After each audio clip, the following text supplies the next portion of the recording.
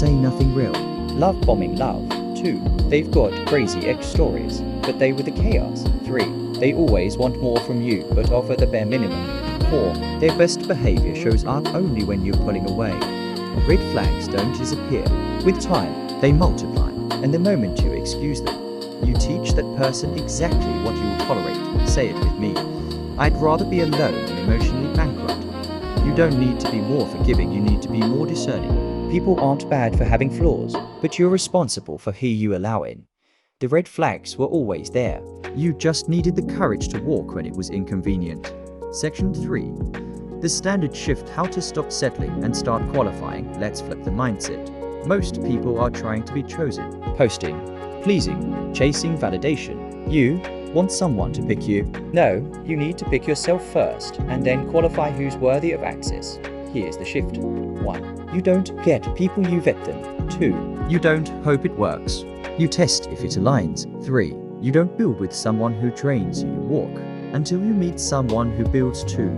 Set non-negotiables. Not wish lists, not fantasies, standards. These are the filters that separate someone who just wants attention from someone who's ready for alignment. But don't get it twisted, standards only work if you uphold them. If you want loyalty, be loyal to yourself first. If you want emotional availability, be emotionally clear.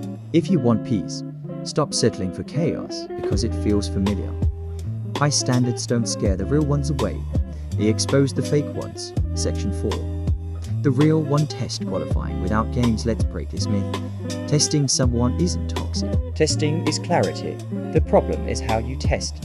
Here's how to qualify the real ones with maturity, not mind games. The real one test checklist: say no. Can they respect boundaries without pouting or guilt tripping? Be still. Do they pursue connection when you're not performing? Create tension. Do they handle discomfort with conversation or conflict? Watch words vs patterns. Talk is easy.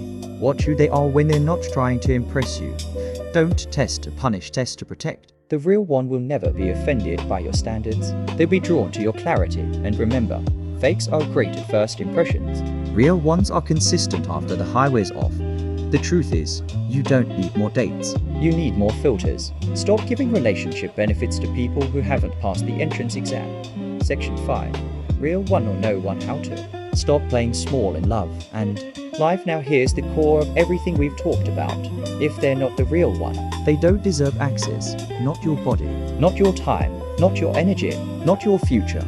You didn't come this far to start over every year. You didn't heal to get hurt again by the same dynamic in a different face. You didn't build yourself up to be treated like an option. So say it loud. Real one or no one, not in arrogance, in clarity, in peace, in purpose. And if you're alone right now, good. Stay there until it's right. There's nothing lonelier than being tied to someone who can't meet you where you are. This isn't about being perfect. It's about being done settling, done with potential, done with panic dating, done with trauma bonding dressed up as love. You want real, be real. You want lasting, be discerning. You want peace, stop inviting chaos to your table. It's better to be single than sorry. Better to wait for alignment than rush into another mess, because the real one is out there, but you'll only meet them once you become one first. The wrong one will cost you years. The right one will elevate your entire life. But first, you've got to stop settling. Real one or no one.